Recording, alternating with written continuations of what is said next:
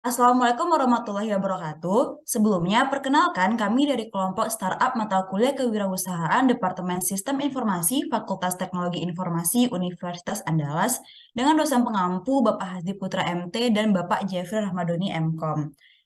Baik, pada kesempatan kali ini kami akan menjelaskan rancangan startup yang kami buat dengan nama startup yaitu Diwas. Kali ini kami akan membahas 4 poin. Yang pertama adalah report purpose, yaitu tujuan dari pembuatan laporan ini. Yang kedua ada teams and job desk, yaitu memperkenalkan anggota tim dan job desk dari masing-masing anggota tim dalam pembangunan startup ini. Yang ketiga ada di web description, yaitu membahas lebih mendetail tentang startup yang dibangun. Dan yang terakhir adalah di web mobile UI, yaitu akan menjelaskan dan akan menampilkan UI beserta prototipe dari aplikasi di WhatsApp tersebut. Next. Oke, baiklah. Untuk poin pertama yaitu purpose akan dijelaskan oleh rekan saya Khairin Nisa. Kepada Khairin Nisa dipersilahkan. Baik, terima kasih pada Atifa. Saya akan menjelaskan tentang purpose dari Diwas ini. Yang pertama itu untuk memenuhi dan melengkapi tugas besar mata kuliah kewirausahaan, kemudian untuk membuat startup di bidang teknologi informasi, kemudian untuk membuat prototipe dari UI yang didesain untuk startup, kemudian untuk mengetahui peran tim dalam startup yang dirancang. Nah, tim dari Diwas ini yaitu pertama itu ada saya sendiri, Khairin Nisa, dengan NIM 2111523024 sebagai CEO. Kemudian ada Atifa Rifda Andra dengan NIM 2111522010 dengan CTO. Kemudian ada Briana Frista dengan NIM 2111522024 dengan CMO.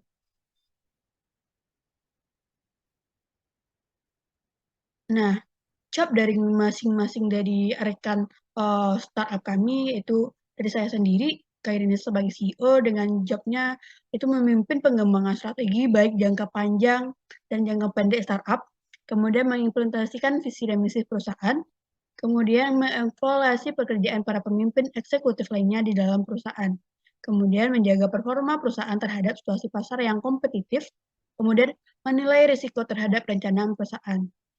Lanjut.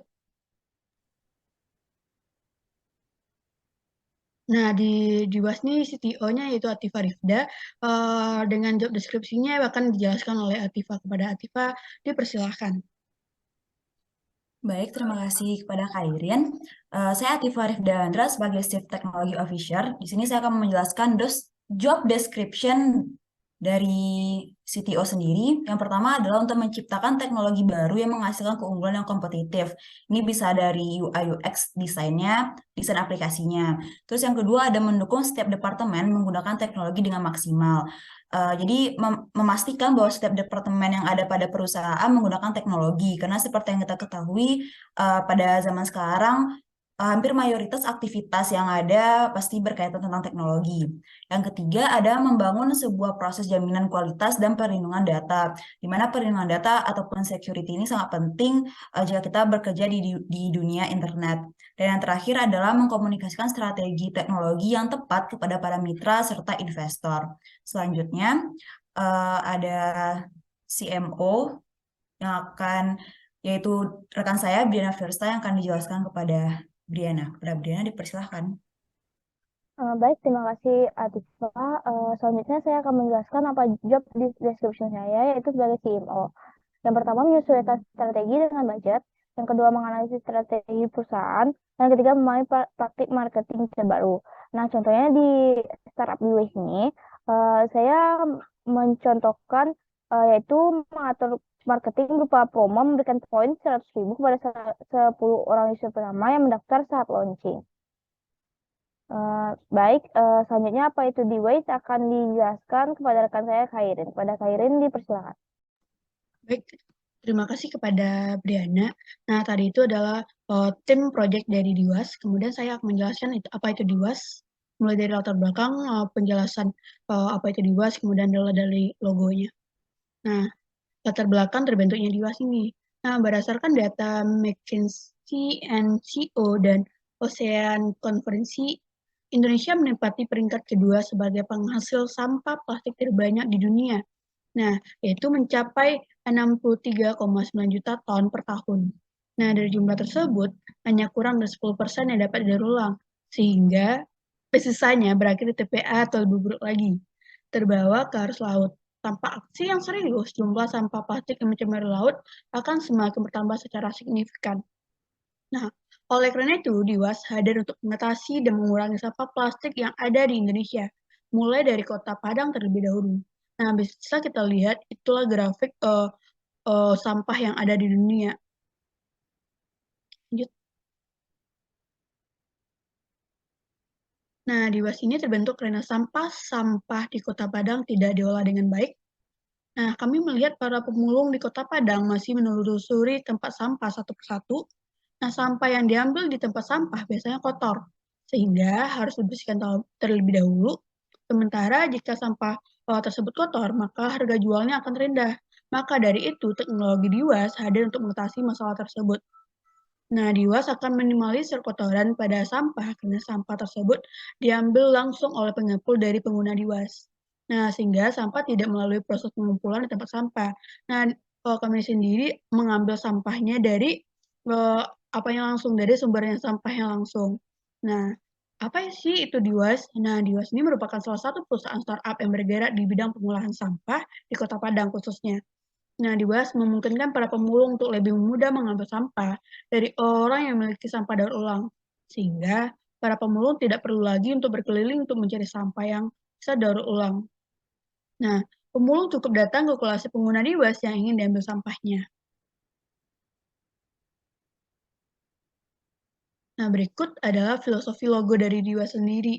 Nah, sebelah kiri itu logonya, kemudian ada huruf D dan W. Nah, huruf D dan W itu singkatan dari DIWAS. Kemudian ada grafis botol pada logo menandakan bahwa DIWAS fokus pada permasalahan sampah.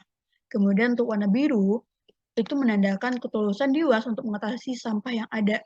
Kemudian untuk warna hitamnya menandakan keseriusan kami dalam mengatasi permasalahan sampah yang ada. Nah, itulah latar belakang dan pengertian DIWAS. Selanjutnya, UI mobile dan prototipe yang akan dijelaskan oleh Atifa dan Briana. Kepada Atifa dipersilakan.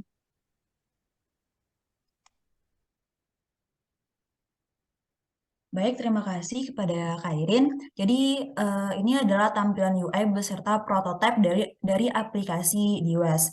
Nah, jadi setelah user nanti mengklikkan shortcut aplikasinya, maka akan muncul splash screen seperti ini, yang akan memperlihatkan logo dari DIWAS tersebut. Next, kemudian akan muncul 4 onboarding nantinya.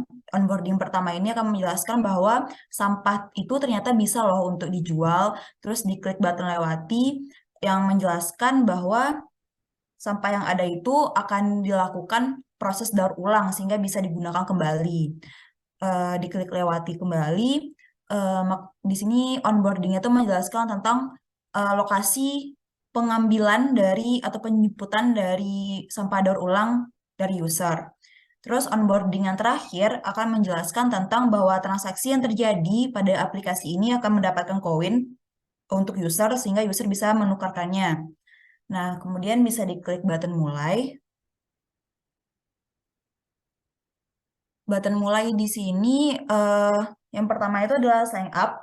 Jadi untuk user yang belum pernah mendaftar sama sekali. Jadi di sini user bisa menginputkan nama, email, nomor handphone, beserta passwordnya. Ini adalah tampilan setelah semua yang dibutuhkan telah diinputkan oleh user. Kemudian user bisa mengklik button sign up. Kemudian akan muncul homepage seperti ini. Nah, di sini terlihat bahwa poinnya itu masih nol karena dia masih baru mendaftar. Nah, opsi kedua yaitu adalah di saat user telah memiliki akun, yaitu bisa melakukan sign in, bisa melakukan login. Di sini user bisa menginputkan email beserta passwordnya. Nah, ini tampilan setelah email dan password telah diinputkan. Login. Dan ini adalah tampilan homepage di saat user yang telah terdaftar melakukan login. Di sini kenapa poinnya itu sudah 100.000? Karena user tersebut melakukan pendaftaran waktu itu di saat aplikasi baru launching, jadi dia mendapatkan poin. Nah, di sini kita akan mencoba satu-satu fiturnya. Fiturnya. Yang pertama adalah pick up. Oke, di sini pick up fungsinya itu adalah di mana user bisa melakukan transaksi untuk menjual sampah daur ulangnya kepada aplikasi ini. Jadi bisa diklik pilih jenis daur ulang. Nah, di sini ada beberapa banyak jenis daur ulang yang bisa user jual. Kita contohkan saja misalnya plastik. Nah, di sini akan muncul keterangannya plastiknya itu berapa yang mau kita jual. Terus ada total harga, biaya admin, dan estimasi pendapatan. Nah, jika user ingin melakukan tambah jenis daur ulang, bisa diklik tombol tersebut, maka akan muncul tampilan seperti ini. Nah, misalnya kita mau menambah minyak jelantah, jadi kita langsung aja klik. Nah, di sini terlihat ada data-data transaksinya juga dan di bagian pojok kirinya tuh bisa dilihat bisa dihapus juga. Nah, seperti yang saya jelaskan tadi ada total harga, biaya admin dan estimasi pendapatan. Nah, selanjutnya user bisa melakukan harus menginputkan lokasi pengambilan dari sampah daur ulang tersebut. Jadi user harus menentukan lokasi pengambilan dari sampah tersebut. Nah, di sini user bisa menentukan lokasinya dengan mengklik button search. Nah, misalnya user mengetikkan jalan irigasi. Nah, di sini akan muncul tuh banyak eh, banyak tempat-tempat yang ada di jalan irigasi. Misalnya dicontohkan SMA Negeri 9 Padang, diklik maka akan muncul maps dari wilayah tersebut. Terus diklik simpan untuk menyimpan lokasinya. Nah, maka data transaksinya itu akan terisi dengan lokasi pengambilan. Setelah itu, user harus juga menginputkan waktu pengambilan. Jadi kapan picker akan mengambil sampah tersebut. Tinggal diklik. Nah, di sini tuh ada dua pilihan, ambil sekarang ataupun harus menyeting waktu. Misalnya di sini kita contohkan untuk menyeting waktu jam 11. Oke. Kemudian disimpan untuk menyimpan waktunya. Nah, ini adalah tampilan di saat desain transaksinya sudah lengkap dari jenis daur ulang sampai ke lokasi pengambilan dan waktu pengambilannya. Habis itu kita klik cari picker. Nah, maka akan muncul ini adalah pemesanan yang sedang berlangsung, di mana sudah terlihat jelas ada lokasinya, ada waktunya, dan ada data pemesanannya serta harga yang akan didapatkan oleh si user.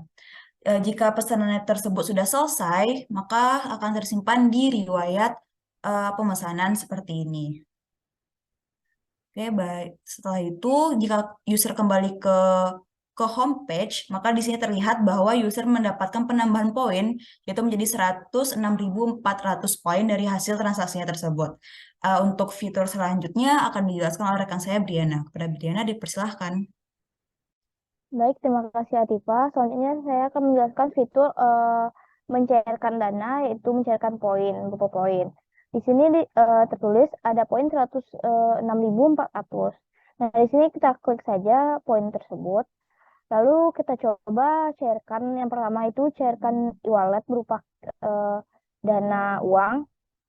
Terus habis itu kita coba klik GoPay.